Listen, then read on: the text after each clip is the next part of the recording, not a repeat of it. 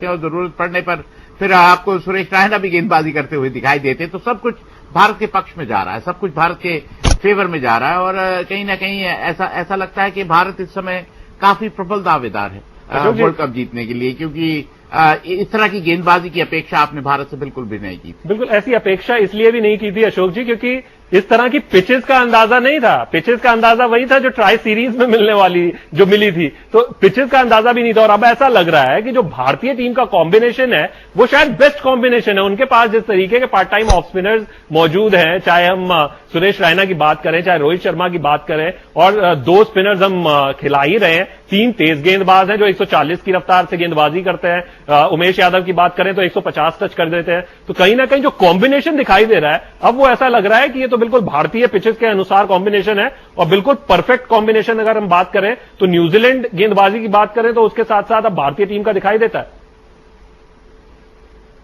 बिल्कुल, और इसमें सबसे बड़ी बात यह है कि विकेट्स बल्लेबाजी को काफी आसार है, क्योंकि बल्लेबाज जब रन बनाते हैं तो फिर वो आत्मविश्वास गेंदबाजों में भी तब्दील होता है। गेंदबाज भी उसका आत्मविश्वास के साथ करते हैं कि हम इतने रन अब नहीं करने देंगे, आप 300 ज्यादा रन आपने बना दिए, अब हम इतने रन दूसरी टीम को नहीं बनाने देंगे। तो उस आत्मविश्वास के साथ आप गेंदबाजी करते हैं, आप उस कॉन्फिडेंस को लेकर चलते हैं, आपका मोराल हाई होता है, और जिसके चलते आप लय में गेंदबाजी करते हैं, बढ़कर गेंदबाजी करते हैं, चढ़कर गेंदबाजी करते हैं।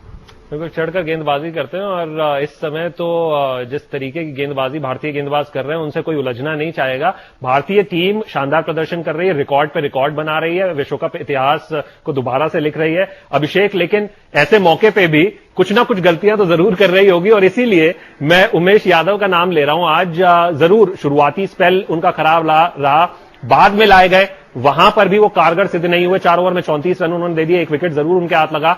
लेकिन कमजोरी की जब हम बात करते हैं, क्या उमेश यादव, जैसा कि उनके बारे में कहा जाता है कि थिंकिंग बॉलर नहीं है, वो आते हैं अपना रन इन करते हैं तेजी के साथ और तेज गेंद फेंकते हैं, सोचते नहीं है गेंदबाजी के बारे में।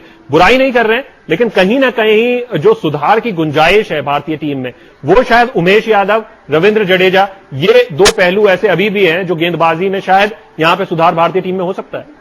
जी बिल्कुल सही कहा शशांक आपने, क्योंकि सुधार की हमेशा जरूरत है। और कहीं ऐसा ना हो कि अभी जो हमें सब कुछ अच्छा नजर आ रहा है, कहीं एक बार लूप होल मिले और वहीं पे हम बड़े टूर्नामेंट में, बड़े मैचों में कहीं हारने का मुंह न देखना पड़े। क्योंकि अब जो जितने भी मैचेस होंगे हम सब जानते हैं कि वहां पे लक फैक्टर भी होने वाला है। एक गेम आपके साथ है, चाहे बांग्लादेश के साथ हो, चाहे आपका ऑस्ट्रेलिया के साथ हो, आप ऑस्ट्रेलिया को हरा सकते हैं, आप बांग्लादेश से हार सकते हैं, तो कुछ भी हो सकता है। ऐसे मैचेस में जाने से पहले आप यकीनन पूरी तरीके से तैयारी के साथ जाना चाहेंगे। भारतीय टीम नो डाउट बहुत अच्छा क्रिकेट खेल रही है, हमारे गेंदबाज बहुत अच्छा कर रहे हैं, लेकिन अभी भी हमारे गेंदबाज कुछ और बेहतर करने की कोशिश कर सकते हैं। जैसा आपने कहा उमेश यादव, यकीनन अगर आप देखिए आज की गेंदबाजी उनकी देखिए, जो ऑस्ट्रेलियन में जैसे विकेट होते हैं उससे थोड़ी विकेट अलग थी। यहां पे ऐसा लग रहा था शशांक की और भी ज्यादा बैटिंग पैराडाइज विकेट बनाया गया है, जो कि यहां के फिश क्यूरेटर का भी कल जब इंटरव्यू था उसमें भी उन्होंने यही कहा था कि आईसीसी से निर्देश मिला है कि बिल्कुल बैटिंग पैराडाइज विकेट बनाए। उमेश यादव यहां पर विकेट को पढ़ने में शायद गलत कर बैठे थे, लगातार छोटी गेंदें डाल रहे थे। और आयरलैंड के बल्लेबाजों को हमने पूरे जितने भी टूर्नामेंट में आप देखिए, आयरलैंड के बल्लेबाज तेज गेंदबाजों के खिलाफ बहुत अच्छा खेलते हैं। और अगर तेज गेंदबाजों के खिलाफ कोई बल्लेबाज स्टेप आउट करके उन्हें पुल और हुक कर रहा है, तो आप समझ सकते हैं कि उनके पास कितना ज्यादा टाइम है। उससे लगता था कि विकेट बिल्कुल बैटिंग पैराडाइज है, और उमेश यादव को यह समझना चाहिए था कि नई गेंद है, अगर थोड़ी बहुत न्यूजीलैंड में स्विंग हो रही है बॉल, सीम हो रही है बॉल, तो आपको आगे गेंद करवाने की जरूरत है, जो कि मोहम्मद शमी ने की। हालांकि शुरुआत में मोहम्मद शमी भी छोटी गेंदें डाल रहे थे, हो सकता है कि पर्थ में गेंदबाजी करने के बाद लाइन और लेंथ चेंज करना थोड़ा उनके लिए मुश्किल हो रहा था। लेकिन अहम बात जरूर कही अभिषेक आपने। अशोक जी, हम उस पर तो नहीं जाएंगे कि क्यों आईसीसी ने कहा कि बल्लेबाजी के अनुकूल पिचेस बनाइए, क्यों लगातार 300 का स्कोर बनते जा रहे हैं, 25 के करीब 300 रन बन चुके हैं इस विश्व कप में। लेकिन हम भारतीय गेंदबाजी की बात जरूर करेंगे। क्या आप भी सहमत हैं ये 2-3 पहलू ऐसे हैं जहां पर भारत सुधार कर सकता है, सुधार की गुंजाइश है? उमेश यादव की बात कर रहा हूं, रविंद्र जडेजा की बात कर रहा हूं, आप सहमत हैं बड़े मुकाबलों से पहले? हर खेल के साथ थोड़ा सा निखार उनके खेल में आ रहा है। ऐसा नहीं कि वो खराब गेंदबाजी कर रहे हैं, वो अपनी लय में गेंदबाजी कर रहे हैं, दिशा वाली गेंदबाजी कर रहे हैं। मैं जानता हूं कि शायद अभी भी पूरी लय उन्होंने नहीं पकड़ी है, लेकिन ऐसा है कि बिल्कुल सही कहा आपने कि थोड़ा इंप्रूवमेंट की जरूरत है। लेकिन और जहां जडेजा का सवाल, वो काफी साधारण गेंदबाजी कर रहे हैं। उनकी गेंदबाजी में बिल्कुल भी धार दिखाई नहीं दे रही और कहीं ना कहीं उनकी इंप्रूवमेंट की जरूरत बहुत ज्यादा। लेकिन जडेजा जो है वो लकी मैस्कट हैं टीम इंडिया के। खुद जडेजा ने कहा है लकी दाढ़ी उन्होंने बढ़ाई हुई है भारतीय टीम के लिए, तो उनका खेलना तो बनता है। जैसा कि अशोक जी कहते हैं वो फेवरेट हैं महेंद्र सिंह धोनी के, तो अच्छा प्रदर्शन करेंगे इसकी उम्मीद करते हैं। लेकिन पॉइंट्स टेबल पर नजर डाल लेते हैं, पॉइंट्स टेबल क्या कह रही है। पॉइंट्स टेबल में देखें तो भारतीय टीम ने अब तक 5 में से 5 मुकाबले जीत लिए हैं। रन रेट उनका सबसे बेहतरीन है, दूसरे वो क्वालिफाई कर चुकी है क्वार्टर फाइनल के लिए। लेकिन दक्षिण अफ्रीका 6 अंकों के साथ, पाकिस्तान 6 अंकों के साथ, आयरलैंड 6 अंकों के साथ टॉप 4 में इन सभी टीमों के बीच टक्कर है। वेस्टइंडीज अभी 4 अंकों के साथ है, लेकिन एक मुकाबला उसे आसान मुकाबला खेलना है और वो मुकाबला अगर वो जीतती है, बड़े मार्जिन से जीतती है यूएई के खिलाफ, तो वो भी 6 अंकों पर पहुंच जाएगी। ऐसे में इस ग्रुप का जो समीकरण है वो देखना दिलचस्प होगा, क्योंकि पाकिस्तान और आयरलैंड को आपस में मुकाबले खेलने हैं। अंतिम जो 2 टीमें हैं जिम्बाब्वे यूएई वो रेस से बाहर है, लेकिन वेस्टइंडीज अभी भी बड़ी जीत दर्ज करके टॉप 4 में जगह बना सकती है। पाकिस्तान अगर आयरलैंड को हरा देता है और वेस्टइंडीज अपना मुकाबला बड़े मार्जिन से जीतती है तो वो आयरलैंड को बाहर कर सकते हैं। ऐसे में पाकिस्तान के 8 अंक हो जाएंगे और वेस्टइंडीज के 6 अंक हो जाएंगे और बेटर रन रेट के चलते वो थ्रू हो सकते हैं। दक्षिण अफ्रीका को भी एक आसान मुकाबला खेलना है, तो वो भी एक मुकाबले अपना जीतकर थ्रू क्वार्टर फाइनल में जा सकती है। अशोक जी, कौन सी 4 टीमें आप जाती हुई देख रहे हैं और जाती हुई देखना चाहेंगे? मैं जानता हूं कि टॉप 8 में से जाते हुए देखना चाहेंगे, लेकिन जिस तरीके से आयरलैंड ने प्रदर्शन किया है, पाकिस्तान उनको बिल्कुल भी हल्के में नहीं लेना चाहेगा। और क्या उलटफेर वहां पर हो सकता है? क्या आयरलैंड की टीम क्वार्टर फाइनल में पहुंच सकती है? बांग्लादेश ने उलटफेर कर दिया है, क्या आयरलैंड में है वो दमखम कि वो उलटफेर कर दे, किसी बड़ी टीम को बाहर कर दे?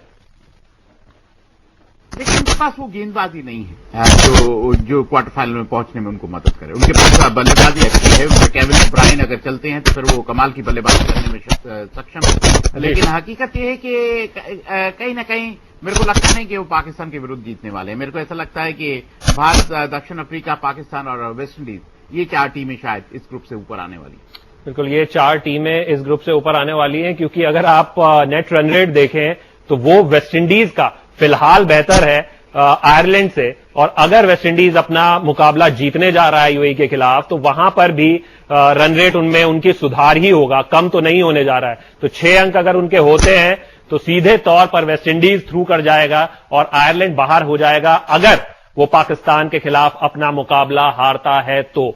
लेकिन अशोक जी, भारत 5 मैच जीतकर टॉप पे फिनिश कर रहा है, ये तो तय हो गया है अब इस जीत के बाद। क्या भारतीय टीम बांग्लादेश को जाहिर तौर पर प्रेफर करेगी? लेकिन बांग्लादेश अगर नंबर 4 पर आता भी है, न्यूजीलैंड से मुकाबला उसको अगला खेलना है, वहां पर जीतना मुश्किल माना जा रहा है उसका, तो 7 अंक के साथ वो नंबर 4 पर रहेगा। ऐसे में क्या बांग्लादेश को लाइटली लेना होगा? क्वार्टर फाइनल जैसे मुकाबले में बांग्लादेश, जो कि पहले भी एक बार 2007 विश्व कप की बात कर रहा हूं, भारत को हराकर बाहर कर चुका है। बिल्कुल, देखिए आप नॉकआउट मैचेस खेल रहे हैं, क्वार्टर फाइनल से आप हल्के में किसी को भी नहीं ले सकते, क्योंकि एक दिन खराब दिन आपको वर्ल्ड कप खराब कर सकता है। तो कहीं ना कहीं क्वार्टर फाइनल से फिर आपको चौकन्ना रहना होगा, आपको होशियार रहना होगा, आप किसी को हल्के में नहीं ले सकते। और बांग्लादेश ऐसी टीम है जिन्होंने इंग्लैंड को हराया है, बांग्लादेश ऐसी टीम है जो शायद बेहतर प्रदर्शन कर रही है और उनके हौसले बुलंदी पर होंगे इंग्लैंड को हराने के बाद। बिल्कुल, इंग्लैंड को हराने के बाद तो हौसले बुलंदी पर होंगे। हौसले बुलंदी पर इसलिए भी होंगे क्योंकि क्वार्टर फाइनल में वो टीम पहुंच चुकी है। अभिषेक, लेकिन जिस तरीके का प्रदर्शन आयरलैंड का रहा है, जैसा कि मैंने अभी अशोक जी से पूछा, क्या आयरलैंड सरप्राइज कर सकती है पाकिस्तान को? क्या आयरलैंड में वो आप दमखम देख रहे हैं कि वो जो पिचे जिस तरह की ऑस्ट्रेलिया में मिल रही है बल्लेबाजी के अनुकूल, वहां पर सरप्राइज कर दे पाकिस्तान को? अगर चेज कर रही है आयरलैंड की टीम, जैसा कि देखा जा रहा है बल्लेबाजी उनकी बेहद मजबूत है। बिल्कुल सही कहा शशांक आपने। और सरप्राइज करने का जो अगर हम देखें जो एक टेंडेंसी है वो आयरलैंड में भी है और वो पाकिस्तान की टीम में भी है। पाकिस्तान की टीम देखिए कमजोर से कमजोर टीम के खिलाफ मैच हार के सभी को चौंकाते हैं, तो ये ऐसे मुकाबला होने वाला है क्योंकि पाकिस्तान की टीम के लिए भी बहुत इंपॉर्टेंट मैच है। और आयरिश टीम को हम सब जानते हैं कि शशांक इतने आसानी से वो हार मानने वाले नहीं है। वो अपने आप को कभी ऐसे सोच कर नहीं आते कि पाकिस्तान के खिलाफ बड़ी टीम है या भारत के खिलाफ तो बड़ी टीम है, ये फेवरेट है, हमें हार भी जाएंगे तो हमें कुछ नहीं होता है। मुझे ऐसा लगता है कि वो दिल से क्रिकेट खेलते हैं। हर मैच में उनको देखिए आप, बहुत ही उम्दा उनकी बल्लेबाजी रही है। वो अगर वो मात खाते हैं तो वो गेंदबाजी से मात खाते हैं। अभिषेक, बड़ी बात यह भी है कि पहले एक बार ऑलरेडी सरप्राइज कर चुके हैं, उसको आप सरप्राइज कहेंगे या जो भी कहेंगे, अपसेट कहेंगे। पहले ही पाकिस्तान को 2007 ही विश्व कप में बाहर कर दिया था। काफी ट्रैजिक न्यूज भी सुनने को मिली थी अशोक जी, लेकिन इस प्रदर्शन के बाद अब भारत, आपको क्या लग रहा है? फाइनल क्वेश्चन है आपसे। भारतीय टीम प्रबल दावेदार है, खिताब उनके पास ऑलरेडी है, मौजूदा चैंपियन ऑलरेडी है, लेकिन क्या अब नजर आ रहा है कि ये टीम विश्व कप जीत सकती है, ऑस्ट्रेलिया न्यूजीलैंड को भी हरा सकती है? जी बिल्कुल। देखिए भारतीय टीम इस समय सबसे बेहतर प्रदर्शन कर रही है। आप न्यूजीलैंड की बात जितनी भी आप करें, न्यूजीलैंड अपने देश में खेल रही है। न्यूजीलैंड अभी भी उनकी बल्लेबाजी काफी सस्पेक्ट दिखाई देती है, उनकी गेंदबाजी अच्छी दिखाई।